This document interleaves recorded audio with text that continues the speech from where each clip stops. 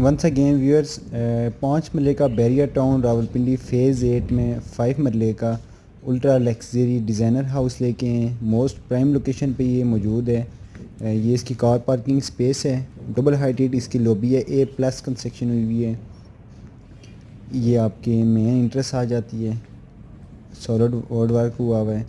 ये इंटर होते ही आपके ओपन किचन आपको मिल जाता है और ये डबल हाइटेड लॉबी आपको मिल जाती है।